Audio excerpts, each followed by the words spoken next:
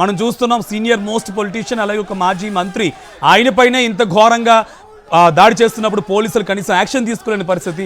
Details ఏంటి? హత్య పూర్తిగా అదంతా కూడా మనం చూస్తే హత్యాయత్నానికే ప్రయత్నం. ఒకవేళ అక్కడ ఏమైనా పరిస్థితులు తారుమారైతే ఇంకా సివియర్గా అయ్యే పరిస్థితి కనిపించింది. మనకి అంబటి రాంబాబు గారు కూడా లైన్లో కనిపిస్తున్నారు. డీటెయిల్స్ ఏంటి సతీష్?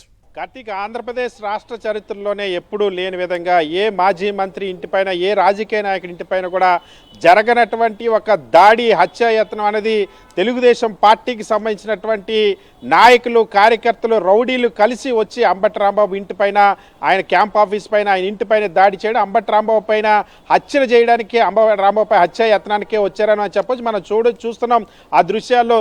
తెలుగుదేశం పార్టీ నాయకులు ఉదయం నుండి కూడా అంబటి రాంబాబు పైన దాడి చేయాలి, అంబటి రాంబాబును కొట్టాలి, అంబటి రాంబాబు పైన దాడికి ప్రయత్నిస్తున్న పరిస్థితి. పొద్దున్న ఆయన కారు పైన దాడి కోసం ప్రయత్నించారు, బూతులు తిట్టారు, ఆయన కర్రలు రాడ్లు పట్టుకొని తిరిగారు రోడ్డు పైన ఆయన కొట్టడానికి.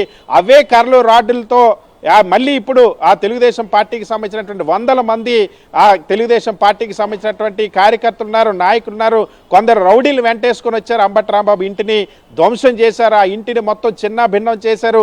అంబటి రాంబాబు కారుని ధ్వంసం చేశారు, అక్కడ ఉన్నటువంటి పూల మొక్కలు ధ్వంసం చేశారు, అక్కడ ఉన్నటువంటి గేట్లను ధ్వంసం చేశారు. అంబటి రాంబాబుని కొట్టడం కోసం అక్కడ ఉన్నటువంటి తెలుగుదేశం పార్టీ కార్యకర్తలు, నాయకులంతా కూడా పెద్ద ఎత్తున వచ్చారు. ఇదంతా కూడా సాక్షాత్తు పోలీసుల సమక్షంలోనే. పోలీసులు అక్కడ ఉన్నారు, పోలీసుల దగ్గర కూడా లాఠీలు ఉన్నాయి, పోలీసుల దగ్గర తుపాకులు ఉన్నాయి. కానీ ఎవ్వరు కూడా ఎవరిని నియంత్రించేటువంటి ప్రయత్నమే చేయలేదు.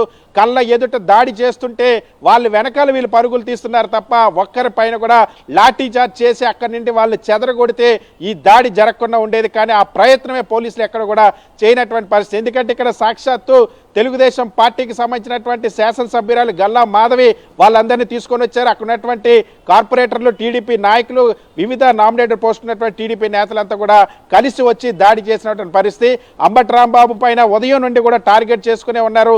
అంబటి రాంబాబు నేను ఉదయాన్నే కొట్టేటువంటి ప్రయత్నం చేశారు, ఆయన వాహనం పైన దాడి చేశారు, వాహనం పైన తెలుగుదేశం పార్టీ నాయకులు కొట్టారు. అక్కడ రాడ్లతో గుంటూరు నగరం అంతా కూడా కర్రలు, రాడ్లతో తెలుగుదేశం పార్టీ నాయకులు, కార్యకర్తలే రౌడీల్లాగా, అల్లరి మూకల్లాగా విచ్చలవిడిగా తిరిగి శాంతి భద్రతలు విఘాత కలిగించేందుకు భయభ్రాంతులు సృష్టించేటువంటి ప్రయత్నం చేశారు. తర్వాత పొద్దున్నే చెప్తున్నట్టుగానే ఇప్పుడు మధ్యాహ్నం సాయంత్రం నుండి ఆ ఇంటిపైన అనేక సార్లు తెలుగుదేశం పార్టీకి సంబంధించినటువంటి నాయకులు, కార్యకర్తలు దాడికరు. అంబటి రాంబాబు తనకు చేసినటువంటి ఆ వ్యాఖ్యలకు సంబంధించి కూడా చాలా క్లియర్గా స్పష్టత ఇచ్చారు.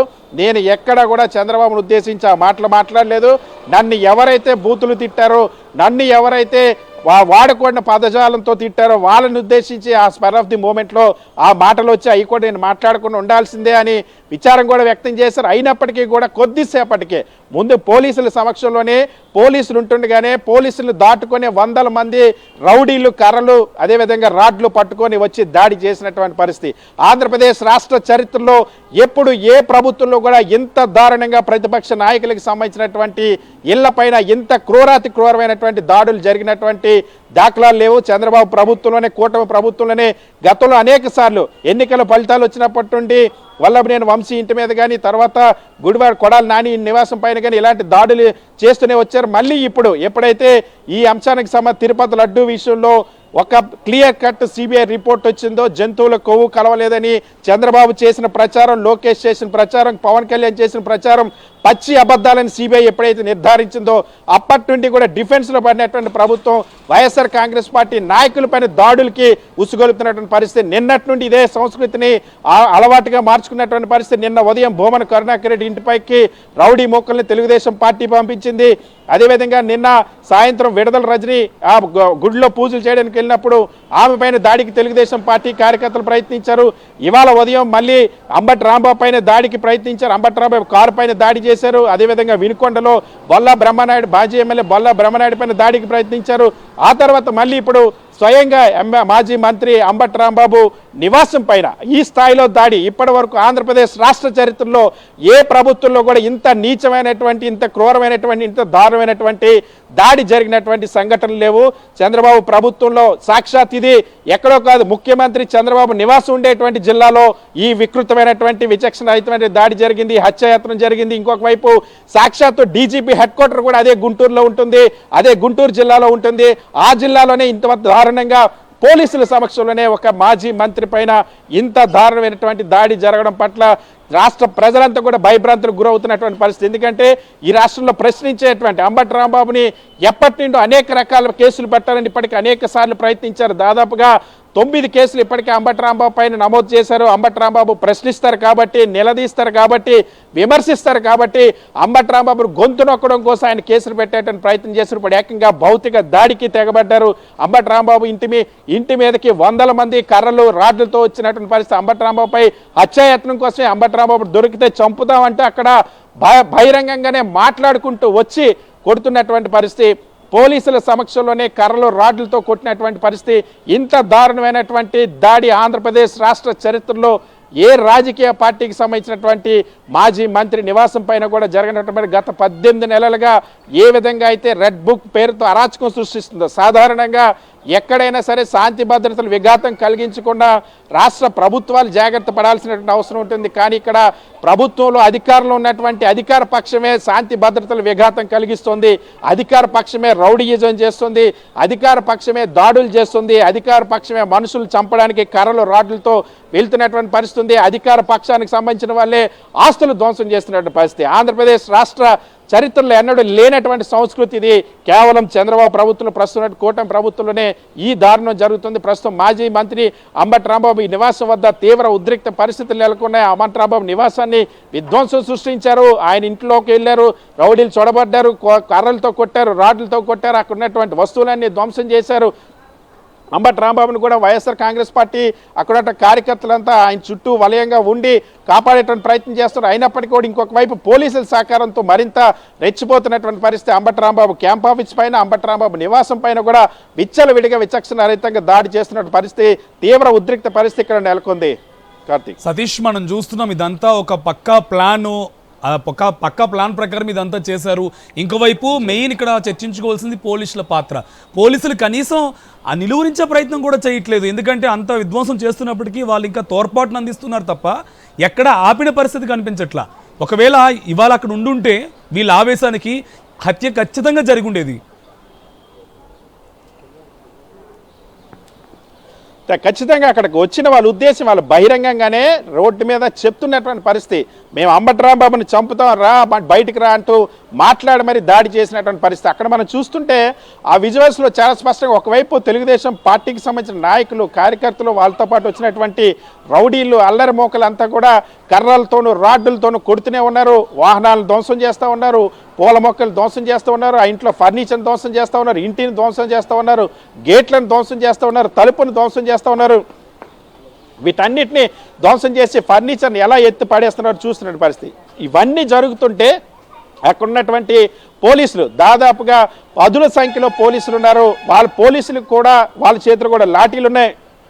కానీ పోలీసులు ఎవ్వరూ కూడా ఒక్కరిని కూడా కనీసం చెదరగొట్టేటువంటి ప్రయత్నం చేయాలి. అంటే ఆశ్చర్యంగా ఆడవాళ్ళతో కూడా కొంతమంది ఆడవాళ్ళు కూడా రాడ్లతో కొడుతుంటే కనీసం ఆడవాళ్ళని కూడా అక్కడి నుండి పంపించేటువంటి ప్రయత్నం చేయనటువంటి నిస్సహాయ స్థితిలో పోలీసులు అక్కడ ఉన్నారని అంటే అది నిస్సహాయత, లేకపోతే అంటే ప్రభుత్వం ఆర్గనైజ్డ్గా ఈ దాడి చేస్తుందన్న విషయం అనుమానాలు కలుగుతున్నటువంటి పరిస్థితి. సో అక్కడ చాలా స్పష్టంగా ఎక్కడైతే ఈ దాడి జరుగుతుందో అక్కడ పోలీసుల సమక్షంలోనే దాడి జరుగుతుంది, ప్రభుత్వ సమక్షంలోనే దాడి జరుగుతున్నట్టు కనిపిస్తోంది. చాలా స్పష్టంగా పోలీసులు ఎవరు కూడా దాడికి వచ్చిన వాళ్ళు కానీ, అక్కడ హత్యాయత్నం కోసం ప్రయత్నిస్తున్న వాళ్ళు కానీ, ఇంటిని ధ్వంసం చేస్తున్న వాళ్ళు కానీ, వాళ్ళు ఎవరిపైన కూడా లాఠీ చార్జ్ చేసి వాళ్ళు అక్కడి నుండి తరువు కొట్టేటువంటి ప్రయత్నం చేయనటువంటి పరిస్థితి. సాక్షాత్తు తెలుగుదేశం పార్టీ శాసనసభ్యులు, అదేవిధంగా తెలుగుదేశం పార్టీకి సంబంధించినటువంటి నాయకులు, నామినేటెడ్ పదవుల్లో ఉన్న వాళ్ళు, కార్పొరేటర్లు, వీళ్ళ సమక్షంలోనే అక్కడ పెద్ద ఎత్తున వచ్చినటువంటి పరిస్థితి. అంబటి రాంబాబు చుట్టూ ఉన్నటువంటి మనుషులపైన, అంబటి రాంబాబు సహాయకులపైన, అందరిపైన కూడా కర్రలతో కొట్టినటువంటి పరిస్థితి, దాడులు చేస్తున్నటువంటి పరిస్థితి మనం చూడొచ్చు. స్వయంగా గల్లా మాధవి ఎవరైతే ఎమ్మెల్యే ఉన్నారో ఆ ఎమ్మెల్యేనే ఆ మనుషులను తీసుకొచ్చారు. ఎమ్మెల్యే తీసుకొచ్చినటువంటి మనుషులతోనే దాడులు చేస్తున్న పరిస్థితి. మాజీ మంత్రి అంబటి రాంబాబు పైన స్వయంగా టీడీపీ ఎమ్మెల్యే గల్లా మాధవి మనుషులను తీసుకొచ్చి, ఆమె తీసుకొచ్చిన తర్వాతే ఆమె అనుమతితోనే అక్కడ ఉన్నటువంటి తెలుగుదేశం పార్టీ నాయకులు, కార్యకర్తలు పెద్ద పెద్ద కర్రలతో రెచ్చిపోయి మరి దాడి చేసినటువంటి పరిస్థితి. సో ఇంత చూస్తున్నాం మనం విజువల్స్లో. మొత్తం మనుషులను కొడతా ఉన్నారు, వస్తువులను కొడతా ఉన్నారు, ఫర్నిచర్ని ధ్వంసం చేస్తూ ఉన్నారు, ఎక్కడ పడితే అక్కడే ఇష్టానుసారంగా కొడుతున్నటువంటి పరిస్థితి ఉంది.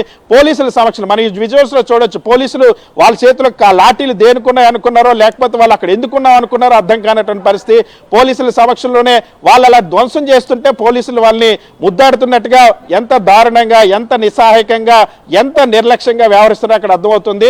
సో పోలీసు చేతుల్లో లాఠీలు ఉన్నా సరే అవి వాళ్ళ కోసం తెచ్చుకున్నట్టుగా వాడుతున్నారు తప్ప అక్కడ ఇంత దారుణంగా విచక్షణ రహితంగా దాడి చేస్తున్నా సరే ఎవరు కూడా, ఒకవైపు నివాసంలోని ఇంకోవైపు క్యాంప్ ఆఫీసులోనూ మహిళా ఎమ్మెల్యే తన వెనకాల మొత్తం తన టీడీపీ నాయకులు కార్యకర్తలు అందరినీ తీసుకొచ్చి అంబటి రాంబాబు నివాసం పైన దాడి చేయించినటువంటిది దురాగతం చోటు చేసుకుంది. ఈ రాష్ట్ర చరిత్రలో ఏ ఒక్క రాజకీయ నాయకుడి నివాసం పైన ఇంత దారుణంగా, ఇంత విచక్షణ రహితంగా, ఇంత విశృంఖలంగా గూండాయిజం జరిగినటువంటి సందర్భాలు లేవు. ఏ ప్రభుత్వంలో కూడా ఇంత అరాచకం జరిగినటువంటి సందర్భాలు లేవు. ఈరోజు కూటమి ప్రభుత్వంలో రాజకీయ ప్రత్యర్థి కాబట్టి, రాజకీయంగా విమర్శలు చేస్తారు కాబట్టి, రాజకీయంగా ప్రశ్నిస్తారు కాబట్టి ప్రభుత్వ వైఫల్యాలను ఎండగడతారన్న ఉద్దేశంతో కక్షగట్టి మాజీ మంత్రి అంబటి రాంబాబు నివాసం పైన ఈ దాడులు చేస్తారు. కొద్దిసేపటి కిందట చట్ట ప్రకారం ఒకవేళ అంబటి రాంబాబు ఏమైనా తప్పు చేస్తుంటే నేను అరెస్టుకు కూడా సిద్ధమని స్వయంగా అంబటి రాంబాబు చెప్పారు. న్యాయపరంగా నేను ఎదుర్కొంటాననే విషయం కూడా చెప్పారు. కానీ ఇక్కడ చాలా స్పష్టంగా అంబటి రాంబాబు నీ భౌతికంగా అంతమొందించాలన్నటువంటి లక్ష్యంతో తెలుగుదేశం పార్టీకి సంబంధించినటువంటి రౌడీలు, గూండాలు ఏ స్థాయిలో రెచ్చిపోయారు. ఎంత ఆశ్చర్యకరం అంటే పోలీసులు కనీసం అక్కడ ఉన్నటువంటి మహిళలు రాడ్లతో వాహనాలను ధ్వంసం చేస్తుంటే మహిళలను కూడా నియంత్రించలేనంత నిస్సహాయ స్థితిలోకి పోలీసు యంత్రాంగం అక్కడ వెళ్ళిపోవడం. ఇది ఎక్కడో కాదు, సాక్షాత్తు ముఖ్యమంత్రి చంద్రబాబు నివాసం ఉంటున్నటువంటి గుంటూరు జిల్లాలో ఉన్నటువంటి పోలీసులు తీరు, సాక్షాత్తు డీజీపీ హెడ్ క్వార్టర్ ఉన్నటువంటి గుంటూరు జిల్లాలో ఉన్నటువంటి పోలీసుల తీరు ఈ విధంగా ఉంది. రాష్ట్ర చరిత్రలో ఎన్నడూ జరగనటువంటి విధ్వంసం, ఘోరం ఇక్కడ జరిగింది. మాజీ మంత్రి అంబటి రాంబాబు నివాసం పైన ఎన్నడూ చూడనటువంటి రీతుల్లో, ఎక్కడ కనీవిని ఎరిగినటువంటి రీతుల్లో, ఎక్కడ ఆంధ్రప్రదేశ్ రాష్ట్ర చరిత్రలో ఎప్పుడు జరగనటువంటి దారుణం ఇక్కడ జరిగిందని చెప్పొచ్చు. భౌతికంగా అంబటి రాంబాబుని అంతమొందిస్తామంటూ చెప్పుకుంటూ వచ్చి మరి అక్కడ ఎమ్మెల్యే సమక్షంలోనే ఎమ్మెల్యేతో పాటు కలిసి మొత్తం టీడీపీకి సంబంధించినటువంటి కార్యకర్తలు, నాయకులు అందరూ వచ్చి ఈ దాడి చేసినటువంటి పరిస్థితి. ఏ స్థాయిలో భౌతిక దాడులు చేస్తారో ఉన్నారో, ఏ విధంగా రాడ్లతో కర్రలతో కొడుతూ ఉన్నారో అక్కడ దృశ్యాలు చూస్తే ఎంత భయానకంగా సిచ్యువేషన్ మారిందో అర్థమవుతుంది పరిస్థితి.